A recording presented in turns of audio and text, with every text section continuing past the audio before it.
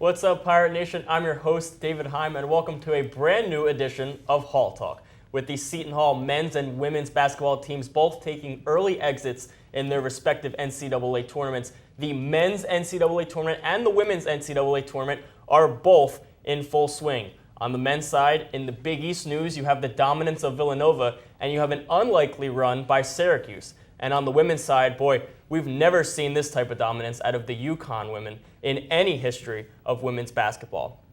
I'll be joined alongside my panel to break all that down, including the Isaiah Whitehead NBA draft news. So stick around. This is Hall Talk. This team needs to show me something for me to believe that they're going to make a run in the tournament. I think they can have a chance of going over 35 wins without a problem. Just stepping up from the 4 points to the 17. She's just dropping threes like there's no tomorrow. But chemistry is an underrated key in college basketball. That was by far the best game I've seen them play. This is Hall Talk, and that's how the chalk talks.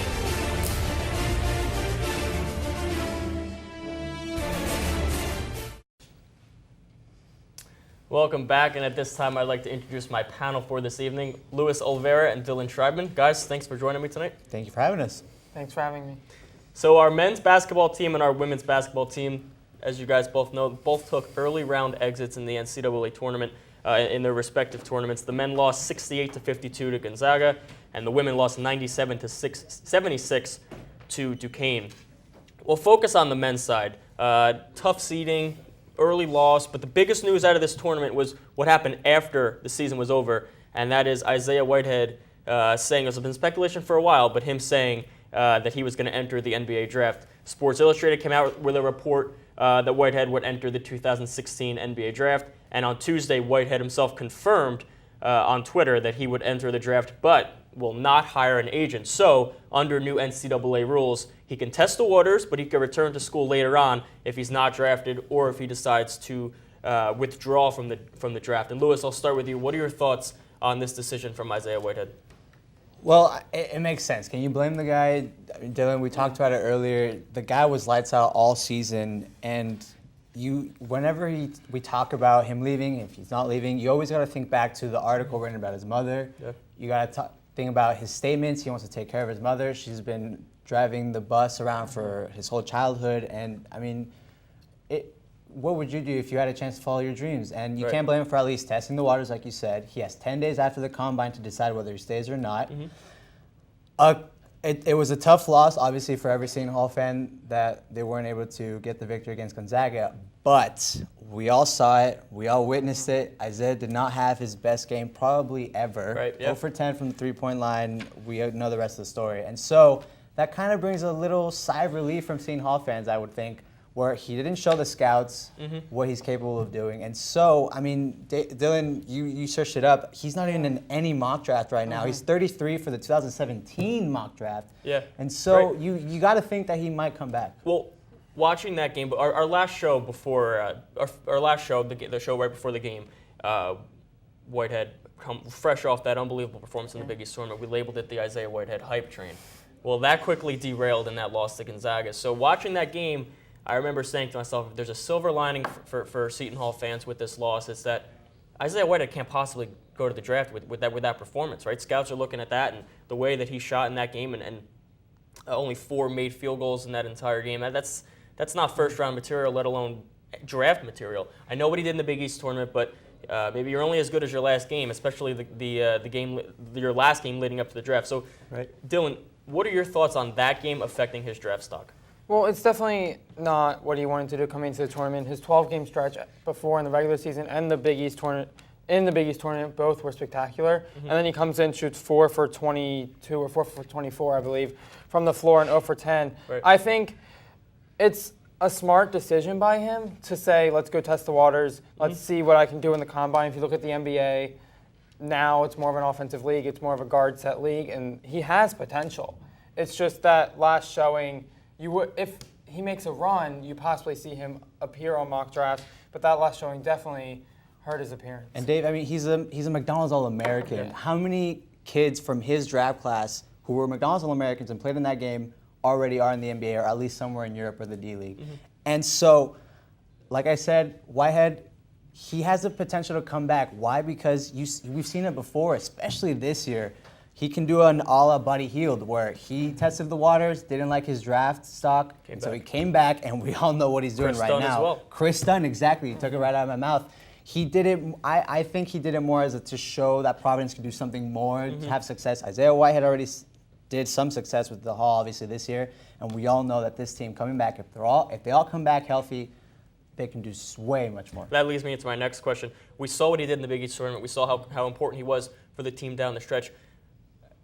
They definitely need him. They'd love to have him back for but how bad does this team need Isaiah Whitehead leading the way? I think they need him bad. If you look, Derek Gordon also leaving a senior. Who's going to run point guard for this team if Whitehead? We saw him adjust to that role this season. Who's going to lead the point guard? I mean, they have Miles Palkman. He's a shooting guard. That's a big recruit. They also Javon Thomas. We don't know what's going on with him. He wasn't even at the games at the end of the season. Yeah, the speculation with him. So I think they're down a point guard, and that's the most important position on the floor to get your offense going, to control the tempo of the game. And you see great point guards make into great teams, and it's going to be difficult for Seton Hall if they lose Whitehead.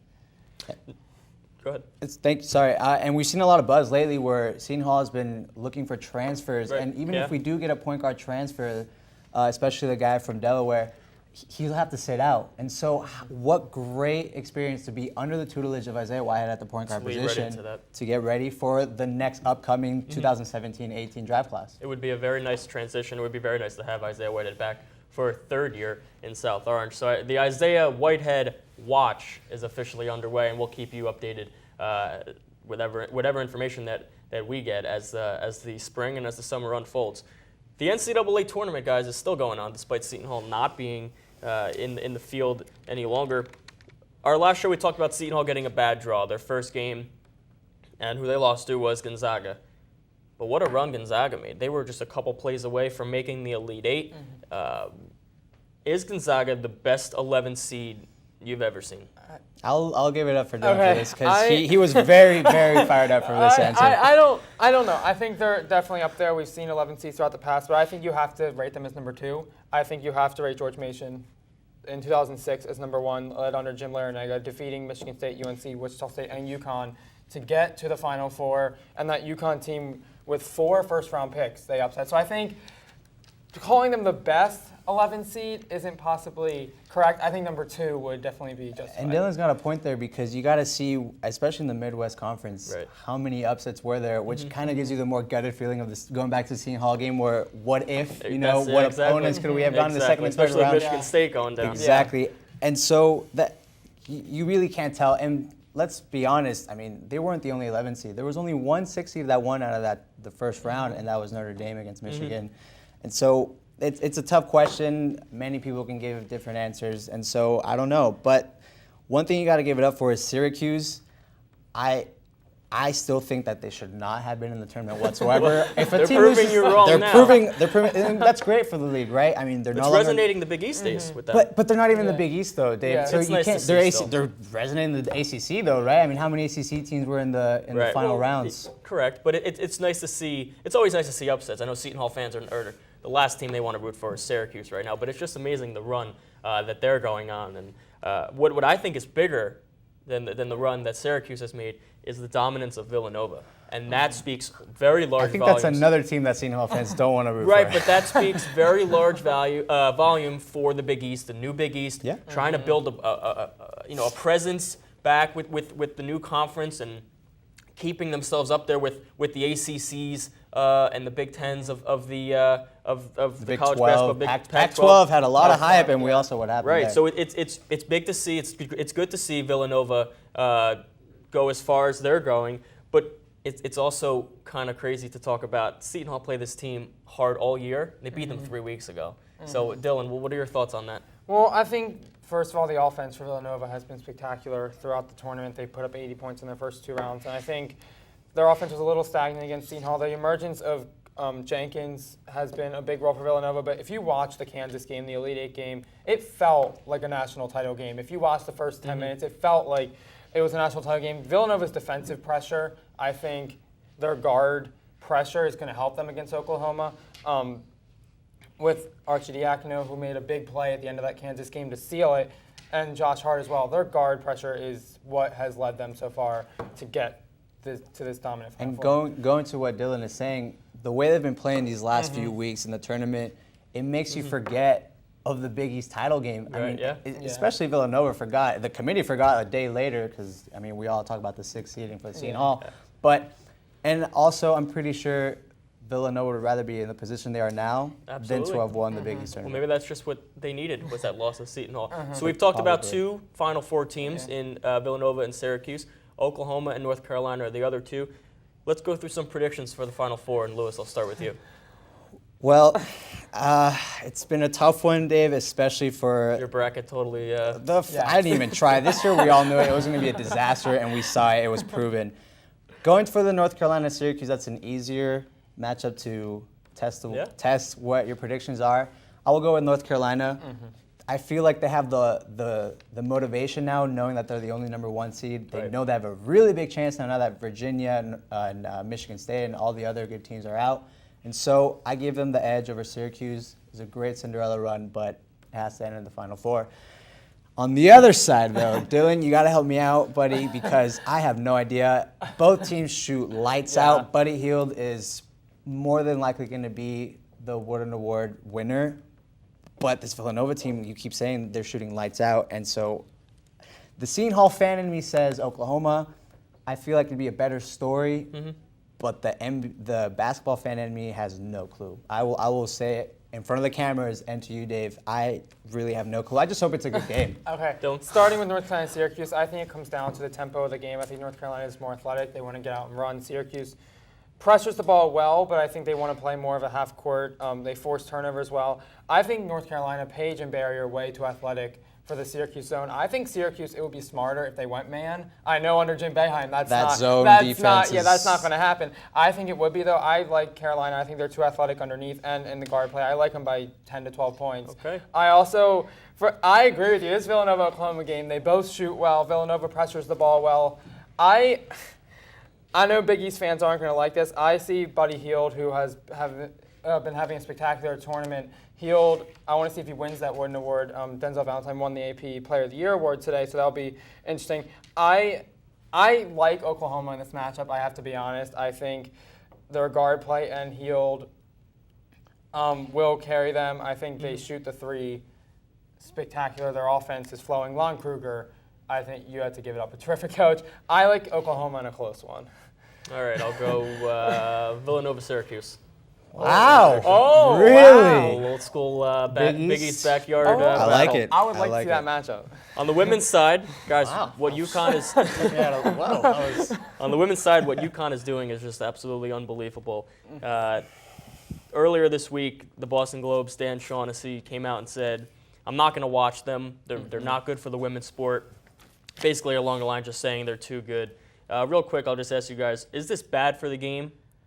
What UConn is doing? I don't think so. I think it, in a way, brings more attention to the game. People are going to watch UConn. I know they won by 60 points in the Sweet 16 matchup against Mississippi State, and that's what sparked this. I kind of agree with Gino Auriemma and what he said about the whole Tiger quote. I think it's a little different of a situation. I feel like you could have used a better I think example, you could have used a but better it example. works. It works. I just feel like it forces coaches like Dawn Staley of South Carolina, like Muffin McGraw of Notre Dame, and coaches like that, even Tony Vitello, to step up their recruiting Exactly. game and get those players that Auriemma Make are everybody getting. else better. Yeah, I don't think it's bad for the game. I think Auriemma is doing a terrific job in drawing that attention, but I think other coaches just need to step up. Dave, you can understand why people are saying UConn is hurting the game because, my goodness, it is insane. They are potentially about to win 4 straight national championships. Unprecedented. Brianna Stewart is going to have the most historic women's basketball season ever, and she goes to UConn. So that says, you can say, let alone say she's going to have the most impressive UConn career ever, and that pretty much says it for the whole women's NCAA tournament run. And so, but going again with Dylan, they're helping this. We wouldn't be talking about this right now in this moment. This guy, Dan Shaughnessy, wouldn't be talking about this. We wouldn't even be talking about the pros. When's the last time you guys saw a WNBA or NCAA basketball game on SportsCenter, Fox, CBS, even your local stations that's not UConn? And so they're helping the team. There wouldn't be any ESPN shows. I mean, the great show that Kevin Nagandi, Kara Lawson, and Rebecca Lobo. I Mm-hmm. don't think they would be having a career at ESPN if it wasn't for the UConn team. So I love them. It's great. I think it's great for the sport. It's great for the sport. It's madness. It's March Madness, and even though Seton Hall's not in it anymore, the NCAA tournament is still never ceasing to surprise us. So we'll have the Final Four this coming weekend, Monday's championship game. We'll see if our predictions hold true. For Dylan Schreibman and Luis Olvera, I'm David Heim. Good night.